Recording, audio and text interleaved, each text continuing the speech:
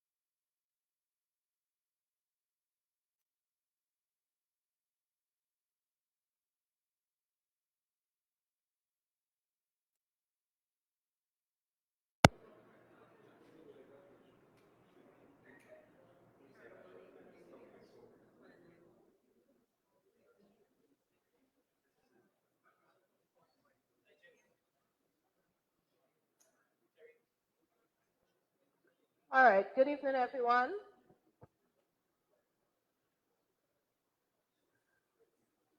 Let me recognize the presence of the observers in the room, ladies and gentlemen of the media, Guyanese joining this live, wherever you are. A pleasant good evening to all of you. My name is Yolanda Ward, Public Relations Officer, the Guyana Elections Commission, and it is indeed a privilege to have you here joining us, whether at this GECOM Election Media Center this evening or from the comfort of your home or wherever you are. Indeed, it has been quite a long day, I'm sure, for you members of the media on the ground covering these elections has been quite a remarkable experience. So today across the country, the Guyana Elections Commission conducted general and regional elections. For us, the voting process has proceeded smoothly and peacefully across the country. Where issues have arisen, they have been addressed promptly and transparently in accordance with the law. We remain concerned about the ongoing spread of misinformation and wish to provide clarity on some of the most common areas of confusion without naming or highlighting specific individuals or sources. The first issue I wish to touch on is the issue as it relates to Commonwealth ID cards issued to Bangladeshi nationals. I want to particularly emphasize that GECOM confirms that under Guyana's laws, Commonwealth citizens residing legally in the country for over 1 year are eligible to vote. The ID cards issued reflect the legal residency status and are valid for electoral purposes. May I pause here to emphasize that under the National Registration Act, where the electoral process actually begins from the point of registration, the eligibility for registration is that you must be a Guyanese citizen by birth, descent, naturalization, or a citizen of a Commonwealth country living in Guyana for 1 year or more. Once you are eligible and you have been registered, as you're fully aware, your information or your record is entered into the National Register of Registrants database. And at the time of an election, you are extracted onto an official list of electors. May I emphasize again that that is what the law provides for. It therefore means that once your name has been extracted onto an official list of electors, you are eligible to vote. The second thing I wish to raise in relation to matters circulating on social media today is as it relates to multiple nationals at one address. GECOM does not control living arrangements. In some cases, employees or agencies house temporary or contracted workers at single locations. What matters is that the registration process was followed in compliance with the law. And I've explained this at point 1 as it relates to Commonwealth citizens. Throughout the day, we have seen the issue of the voting compartment facing inwards or outwards. As a matter of policy, and GECOM instructions are that voting compartments must be positioned to preserve voter secrecy. If any deviations were identified, presiding officers were empowered to immediately rectify them. I want to particularly note that where these matters were brought to the attention of our operations team, they were immediately addressed to the satisfaction of the candidates and agents at those respective polling stations. There was a matter as it relates to no ID card on polling day. Again, let me reiterate the legal provisions in relation to this. Persons without their ID card can still vote once their name is on the official list of electors. It is important to note that in such case, there is a procedure that must be followed. In such a case, they must answer security questions and may be required to sign an oath. This is in keeping with the Representation of the People Act. Another issue that confronted us throughout the day was a matter of name not found on the list, but persons claim to have voted before. The only valid reference is the official list of electors for this election. If a name is not on the list at a given polling station, that person cannot vote at that polling station. We have throughout all our public engagements prior to the conduct of these elections urged voters to always verify their registration details well in advance and of course knowing the polling station. To further supplement the process, we had information clerks placed across the country, particularly at polling places with several polling stations. We've received reports as well as it relates to police officers being stationed inside of polling stations. From us at GECOM, police officers are stationed outside of polling places unless their assistance is specifically requested by the presiding officer. This is consistent with electoral law and established protocol. Again, where these concerns were brought to us, they were immediately addressed.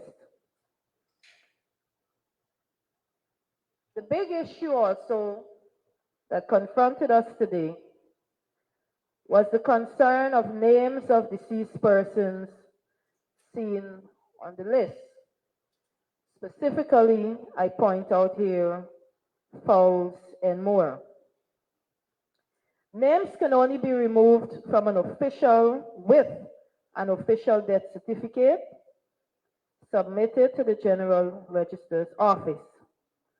Without it, names may remain until the next list revision cycle. This is a legal safeguard to prevent wrongful removal. We have discussed this matter as it relates to the removal of deceased persons from the list, the process that GECOM, the legal process that GECOM engages in relation to how that is done, where we receive death returns from the General Register's office, and these flagging are done in accordance with the legal provision or during the claims and objections period where persons are permitted to make those objections. Of course, as you know, and we have published the multiple safeguards in place at polling stations to guard against any possible impersonation. There were some concerns as it relates to slow voting process at some stations. The feedback we've received from polling stations across the country was that the process was progressing smoothly and in accordance with GECOM's procedures. I want to particularly note that while minor delays may have occurred during peak periods, but all systems remain effectively functioning. Ladies and gentlemen, we're now at the point where I presume, if not all, most of our polling stations are probably closed and at the count. I'm saying probably because there is a provision in place that while the poll closes or should close at 6 p.m., that if there are electors in the line, it is the responsibility of the presiding officer to count the number of persons in the line, ask the police at that particular station to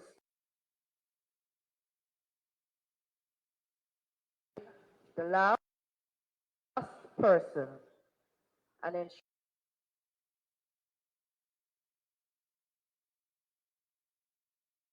that provision. I'm sure currently in the respective areas, statements of poll, where possible, where counts have been concluded, are probably en route toward the respective, whether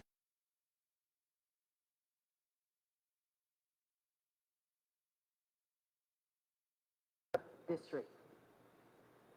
If you check on GECOM's website, that statements of poll gallery is already live.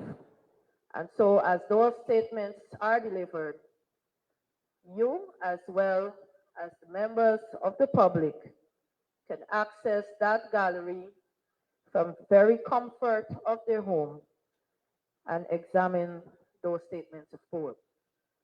This action is in accordance with the legal provision as amended by the Representation of the People Act, Act number 25 of 2022. Ladies and gentlemen, I pause here to say that throughout the day, generally from us at GECOM, barring the minor hiccups that we faced and adequately addressed, it has been a smooth day, and we look forward to the other operational procedures that will now take precedence in the next few hours.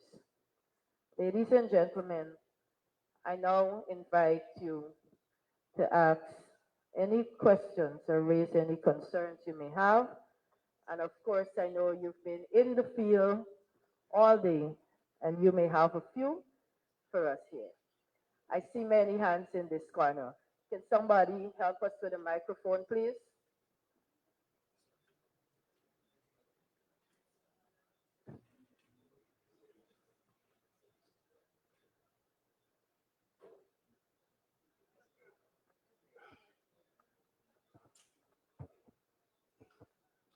Kindly state your name and the media house you represent, and we'll take no more than 2 questions per person at a time.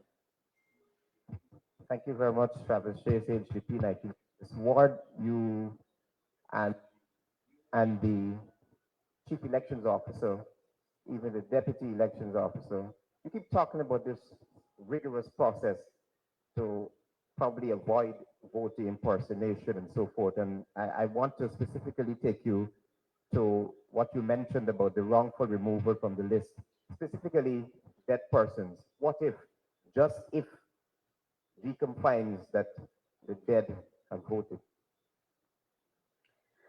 Travis, we've addressed that particular issue at length. Again, I want to take you back to the safeguards that we have in place. Operationally, we've done our part.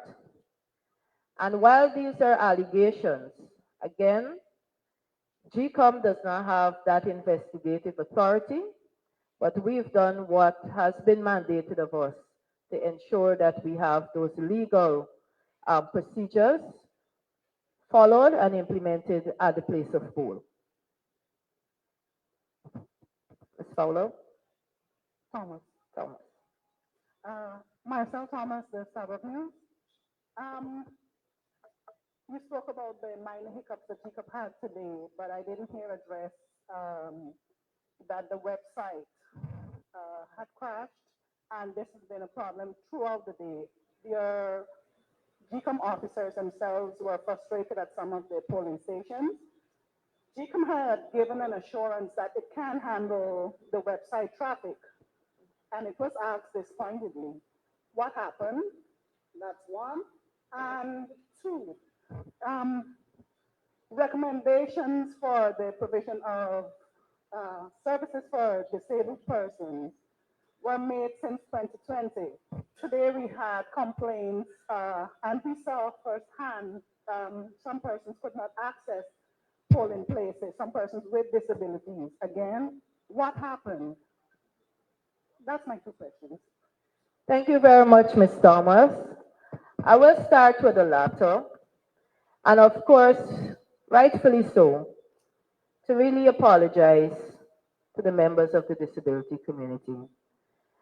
I'm very cognizant that this is an issue that we continue to face.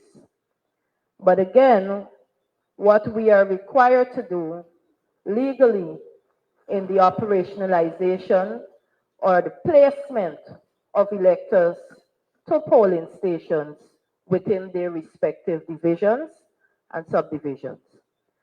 And so in such a case, it mandates that unfortunately sometimes members of the disability community may be placed at a polling station that unavoidably does not have provisions such as ramps for them to access. What we've done is to ensure that we ask presiding officers as much as possible to offer the kind of assistance necessary to help those persons to cast the ballot. In relation to your first question, I'm fully aware of the issue of the up and down period of the website, particularly the query tool for the Finding Your Polling Station app. While we've experienced those issues, I think that our IT team was working on that round the clock to ensure that they put the necessary fixes in place and ensure that the system was live, up and running within the shortest possible time. We have continuously, throughout the day, and even now that we have launched that SOP gallery portal on our website, continue to ensure that we reassess and continue to monitor that website closely to avoid any possible such occurrence during the course of the night. Scotland Marshall News Source. On the issue of power outages, we're seeing reports of outages in various regions.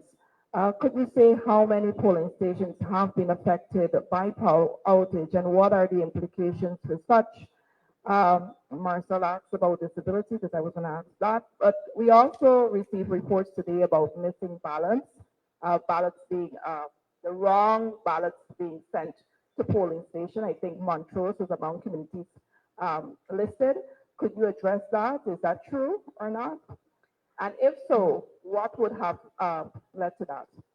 All right, thank you very much for those questions, Svetlana. As it relates to the power outage situation, up to the time when I commenced this press briefing, I had not received such reports. However, what I can say is that we have put backup systems in place to address that. In addition to that, for the purpose of the count, we have provided all polling stations with solar lamps to facilitate that process. But in the cases where at the offices of the returning officers and supernumerary returning officers, there are backup systems in place to ensure that that upload and scanning process of those SOPs continue uninterrupted. I think your second question had to do with a mix-up of ballots at Montrose. I am not aware of the issue, but for me, once the ballot has not been issued and it has been recognized at the respective polling station, then I believe that it will not have any implication on the process.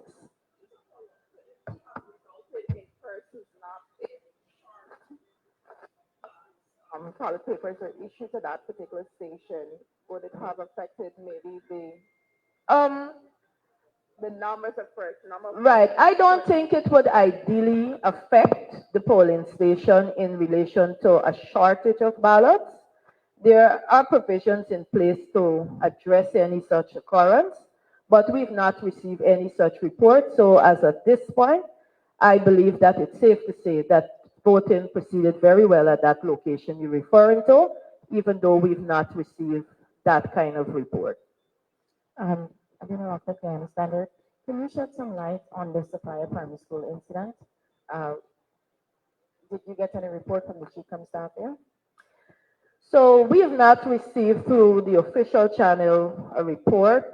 I have seen the circulation of a video on social media in relation to an incident at the Sophia Primary School.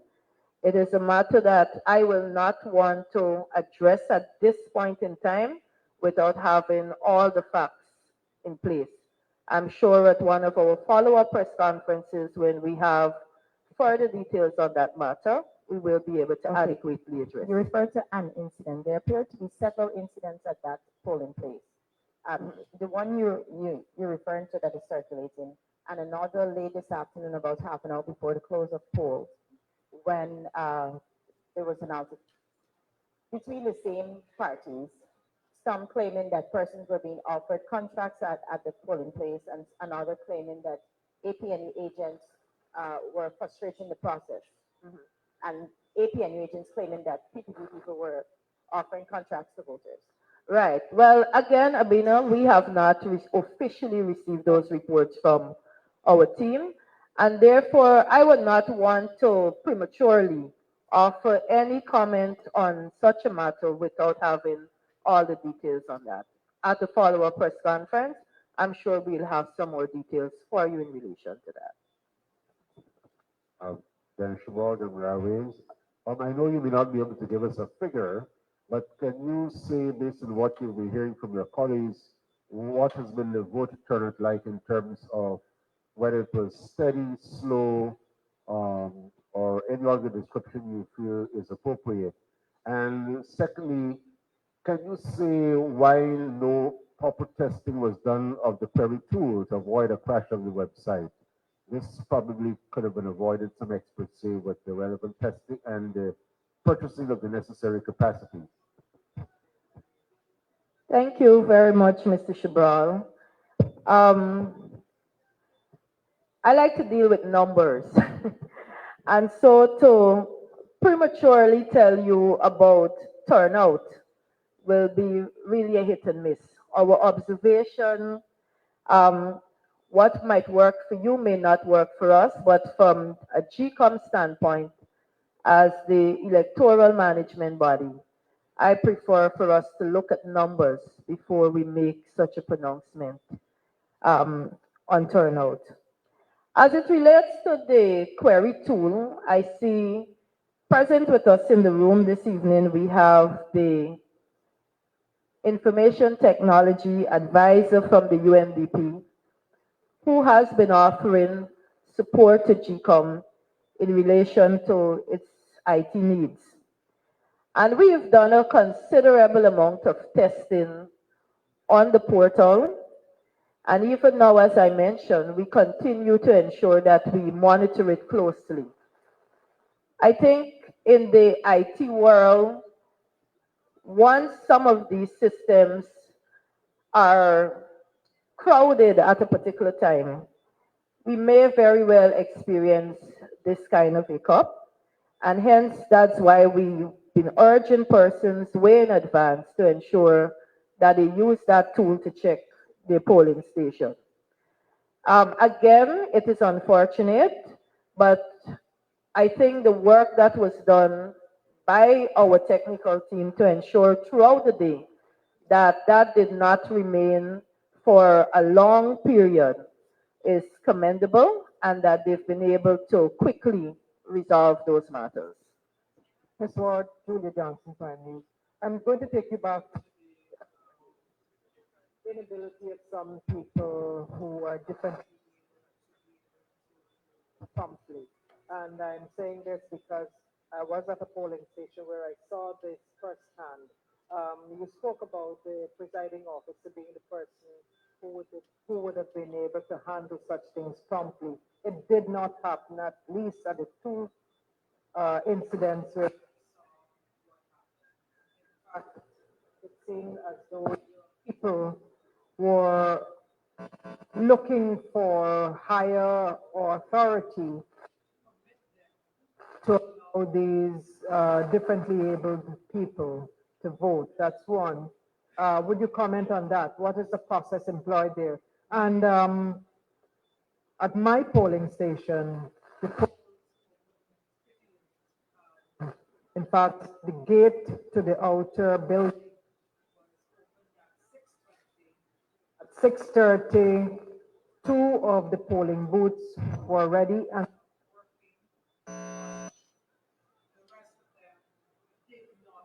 operate on time or day.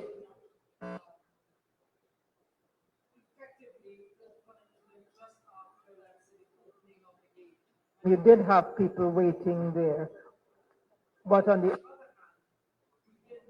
other back, which I knew was in place for late opening when poll stations open late, there is a time back that is given to the voters. I know you're going to tell me about people being in the line, at the close of poll, but I saw at least two people going into that specific polling station and being told that they closed at 1 minute to 6.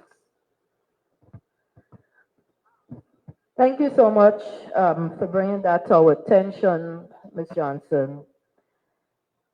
Let me address the first issue again as it relates to dealing with persons with disabilities. GECOM has continuously been engaging the, I think it's the National Commission on Persons with Disabilities. And of course, we continue to receive recommendations in that regard.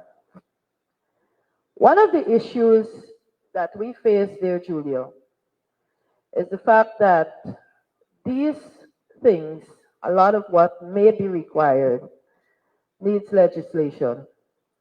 And outside of that, we may not be able to implement some of those recommendations.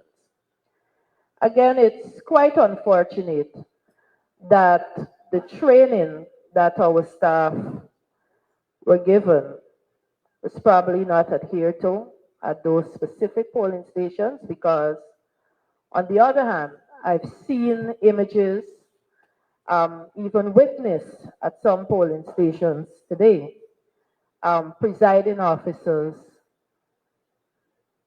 facilitating persons with disabilities. I don't know if those issues were resolved and those persons were able to eventually cast their ballots, but I will hope that that has happened, that whether the presiding officer then sought the guidance of their respective VROs and they were able to promptly execute that task.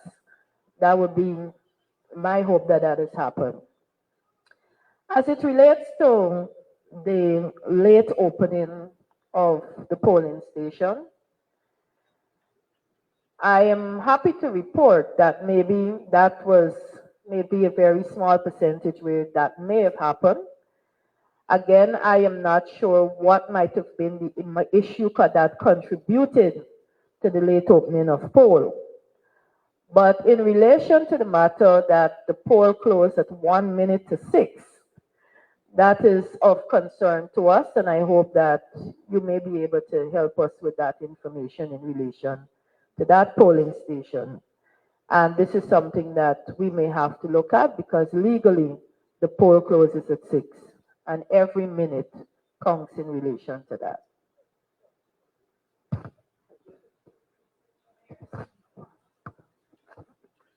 Samuel Sukanda, NCN News.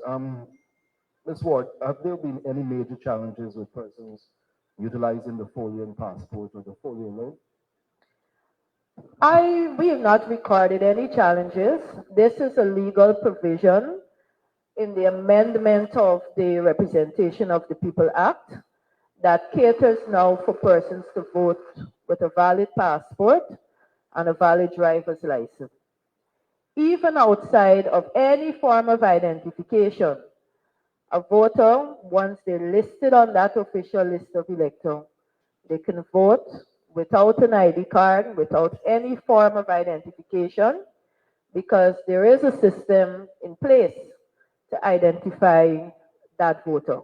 And as you rightly mentioned, the provision of the folio, to do that, it is what is the procedure, and I've not received any complaints and should not have any complaints in any voter being able to cast their ballot because they didn't have a form of identification.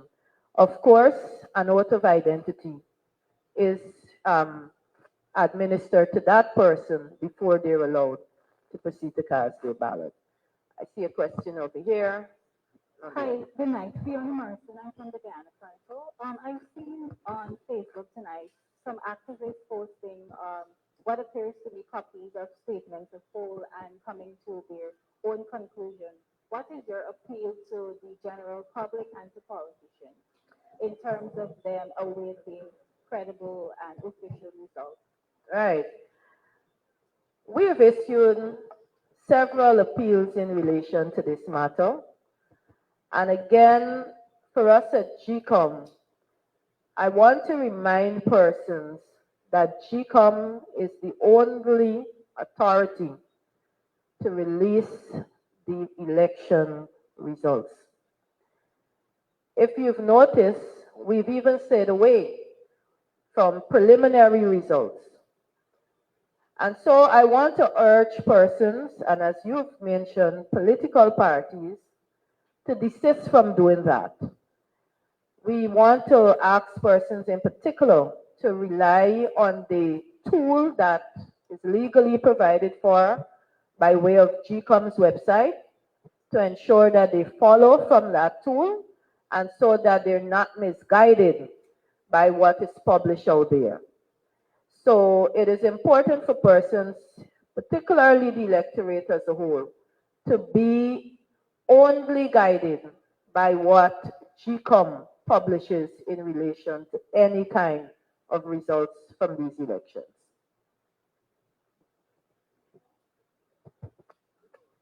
Hi, good night. Tamika Garnett from the Guyana Times. My first question is pertaining to a picture that was circulating of national cyclist or former national cyclist Alonzo Greaves posting a picture of his ballot. Would you be, I don't know if that's authentic, so you can confirm whether or not that was actually authentic.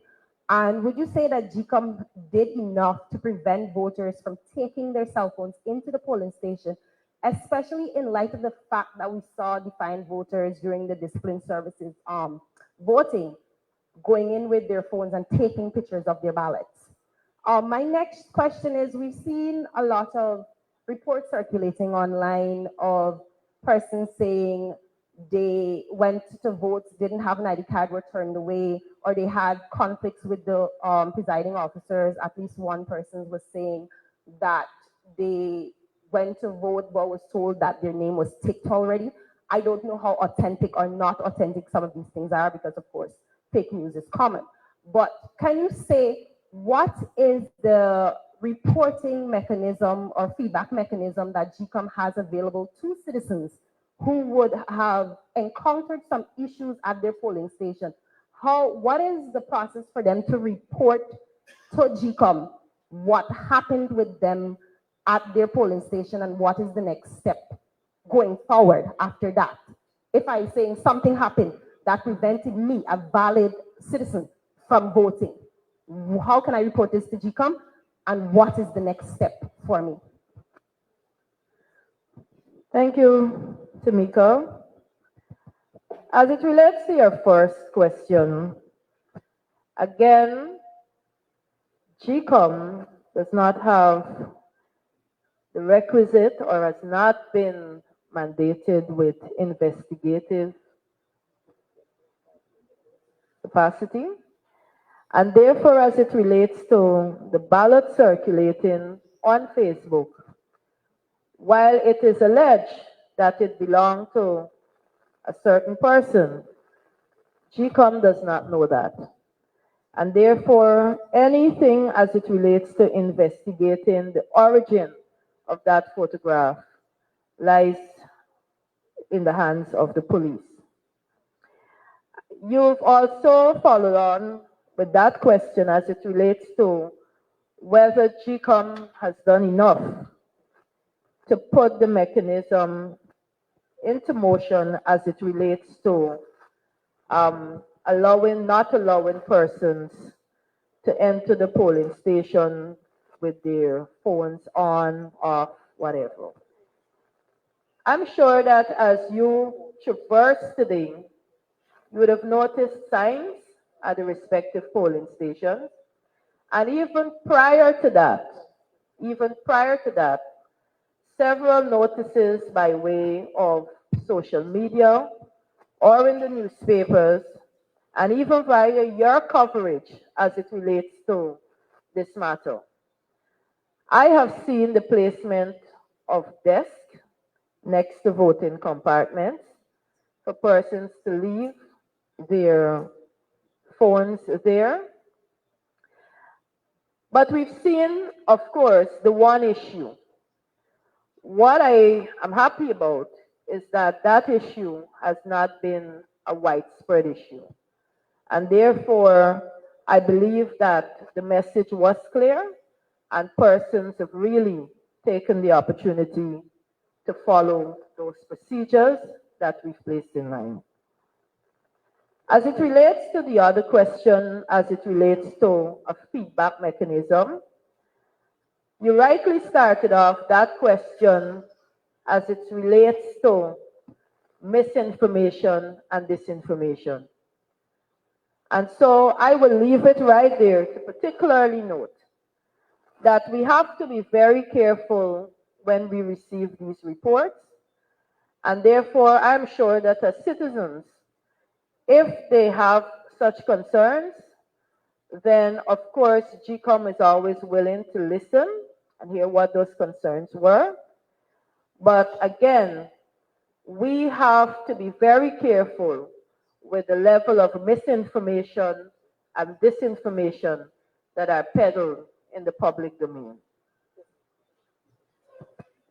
Are there other questions? Swetlana Marshall, news source again. Sorry, tired. But yes, following up on Tamika's question, would GECOM be requesting formally for the police to launch an investigation into these illegal acts of having those ballots photographed, or you're going to leave it open for them to make the first jump at the investigation? My second question has to do with the chairman of the Elections Commission. We noticed her statement last night. I don't know if anyone in the room saw her for the day, but could you brief us on her visits, where she was able to visit, her engagement with electors and things like that? I haven't seen her. I don't know about the other reporters, but I haven't seen her. And would she be engaging journalists at this crucial point? Okay. Can you repeat the first question for me, Svetlana? Guys? Mhm.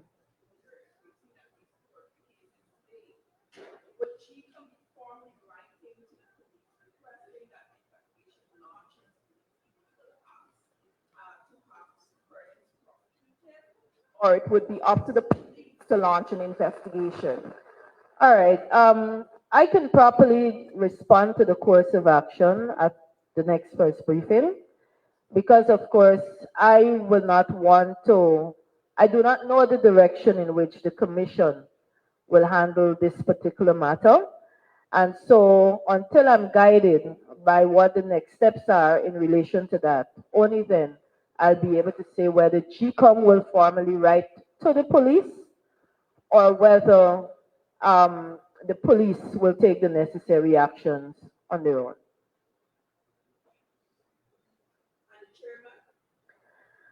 So I'm sure that at some point that the chairman will engage the media. Of course, you know that for the purpose of the declaration, that is a mandate that falls under the commission.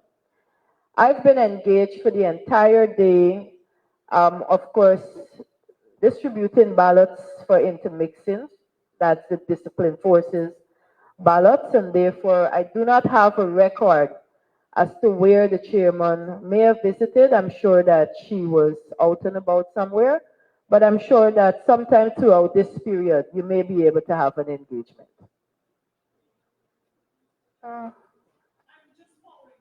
Question from the chairman. Answered question. Could you say where the chairman was today? I'm unable to provide that information. But you know that she was somewhere. Right. Okay. My substantive question is, as we come to the end of this press conference here, one, is this the final press conference for today?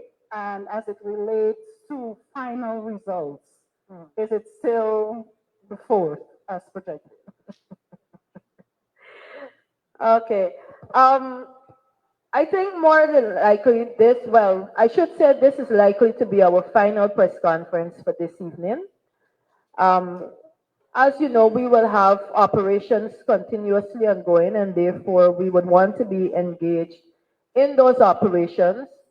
But as I mentioned, the statement of poll gallery is live on our website, and therefore you can follow that gallery online during the course of the evening.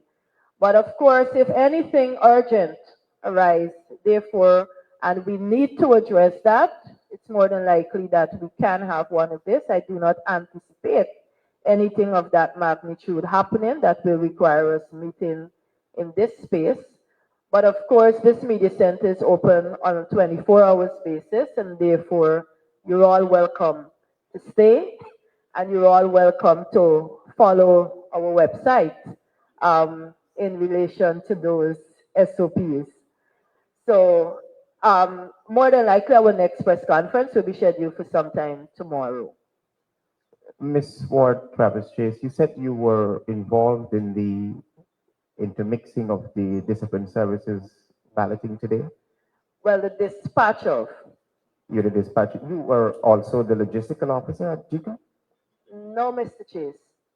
So isn't that the work of the logistical officer? Explain to me how that works, please. Mr. Chase, Thanks.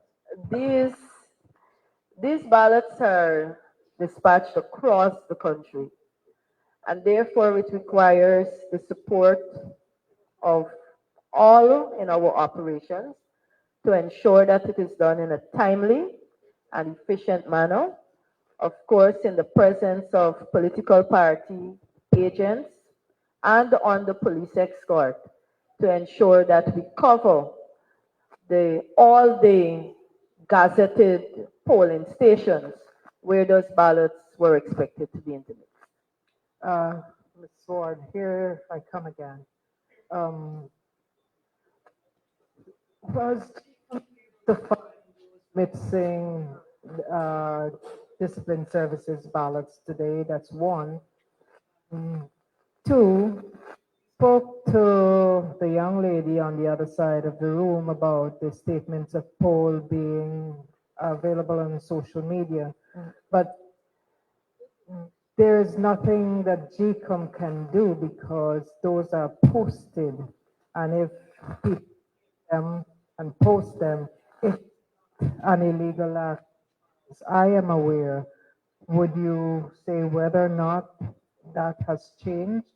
And of course, the results we were told yesterday should be available on the 4th, and you did not definitively answer that a short while ago to Marcel. So I'm asking you again, thanks. Julia, you're really trying to pin me down on that. And I don't want to be very malicious at this point in a very sensitive environment to say that the law permits us 15 days. But of course, as always, we understand the anxiety, and we have committed to delivering those results within the shortest possible time. And of course, taking into account all the legal provisions that are in place. When I say legal provisions as it relates to the requests for recounts, if there are requests for recounts and we have to facilitate those recounts, then it means it may shift those anticipated timelines. But of course, we want to ensure that this process concludes within the shortest time possible. Julia, as it relates to your question, as it relates to the statement of poll, I know when the young lady asks a question, she was particularly referring to a particular statement of poll. And I've just received a statement from the Chief Election Officer in relation to that particular statement of poll. And so, while it will be shared with this statement, will be shared with you after this press conference, I will take the liberty of reading this statement. It says, GECOM rejects the publication of fake statement of poll. The Guyana Elections Commission has noted the publication of a fake statement of poll at 1 minute past the scheduled close of poll. GECOM wishes to make it abundantly clear that it is impossible for the counting of the ballots at any polling station to have commenced. This despicable act can only be seen as creating a platform on which the political party associated with Team Mohammed's Facebook page can create the impression that it has been successful at the polls. GECOM takes the opportunity once again to appeal to all stakeholders to accept only the results of the elections that are posted on GECOM's website in the form of statements of poll. Two, the official declarations made by the supernumerary returning officers and returning officers for the district and sub-districts respectively, and the national results to be declared by GECOM. The publication of fake results will be put to the Guyana Police Force for investigation. I will share this statement with you after this briefing ends. Thank you, but you didn't answer the question on the discipline services ballot. Sure. Thanks for the reminder, Julia. Again, I am not sure at the time of this press briefing what is happening operationally. Those ballots will either be detected during the process of the count, and so there is a system in place already to ensure that as soon as it is detected, that it arrives in the respective region to ensure that it is counted in that particular district. So that process, I'm sure, as it unfolds during the count, that we will be able to identify those ballots. Ms. Ward, can you say what is the procedure from the time of the creation of the status of poll to uploading? What could you run us through the process for GECOM? That is Right. So then it's the deputy returning officers. They're responsible for clusters of polling stations. And so once they've picked up those respective packages from the respective polling stations, it is then transported to the office of the supernumerary returning officer for the respective sub-district or the returning officer for the respective district where those districts just have returning officers. Thereafter, the process will commence for the uploading of all those SOPs to the GECOM website. And once all the SOPs have been uploaded, it is only at that point the tabulation process will commence. Do you know when the first SOPs will be uploaded based on what you've just said? You have a time frame? I'm unable to tell you that. That is an operation that is ongoing in the field, and I will not have that information here at this point. But what about for the least populated areas? Would it be easier for these to be done in a timely manner rather than compared to the densely populated areas of the country? Right. So it may not always be about the population, but it has to also do with the terrain. And so while the population in a particular area may be very small, we also have to consider the terrain. And so again, those are other factors that we should also consider. What I can say to you then is our staff will be working around the clock. There's no stop. And therefore, sometime throughout tonight, I'm sure you can expect SOPs being uploaded to that portal. You had a question, Mr. Chase? Oh,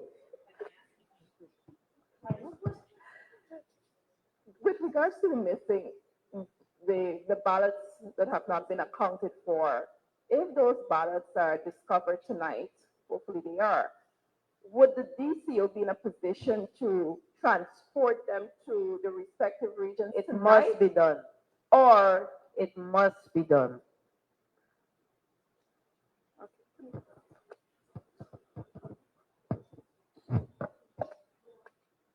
Pertaining to my earlier question about the mechanism for feedback, if a person, a citizen has a grievance or a question or a concern about what happened to them, I don't think I clearly understand how the voter is supposed to contact GECOM. Is there a hotline? Is there a section on the website? Where do I go as a voter who was aggrieved in my voting process? Where do I go at GECOM to lodge my report? So we have the various layers, the supernumerary returning officers, the returning officers, chief election officer. So either of those persons can ensure that they reach out to. Again, Tamika, when you asked that question, it was with that note of misinformation. And I would hope that that was indeed the case, and those persons were able to cast their ballots today.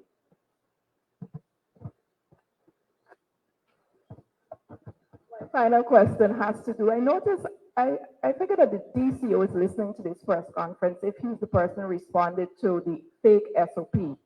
Now, why was it that he quickly responded to that and said that GECOM would request that a police investigation be launched into those fake SOPs? And we haven't seen the same level of commitment coming from GECOM with regards to investigating those persons who allegedly photographed their ballots. When this is something that happened first, when the members of the disciplined forces went to vote, and happened again today. Why not that same level of commitment to having these issues investigated? Thank you for your final question, Svetlana. And again, it's not the DCO, that was a statement from GECOM. And so you place him in a difficult spot to respond to that particular question from GECOM. But I'm sure that it is something that tomorrow at our next press briefing we can further interrogate. So since that was Svetlana's final question, I don't see any other questions or hands raised in the room. Ladies and gentlemen of the media, first of all, I would like to take the opportunity as GECOM's Public Relations Officer to thank you for your cooperation and support in the fields today. You've been wonderful in your coverage, and I look forward to the same kind of support as we continue to cover these elections to the point of a declaration. It would also be very remiss of me to conclude this press briefing this evening not to, on behalf of the Commission, the CEO, and our entire operations team, to congratulate the people of Guyana who participated in this democratic process for being part of this very important exercise and a good day that we had in the voting process. Ladies and gentlemen, thank you very much, and I look forward to seeing you more at this media center as we continue to engage over the coming days. Thank you very much, and have a pleasant evening.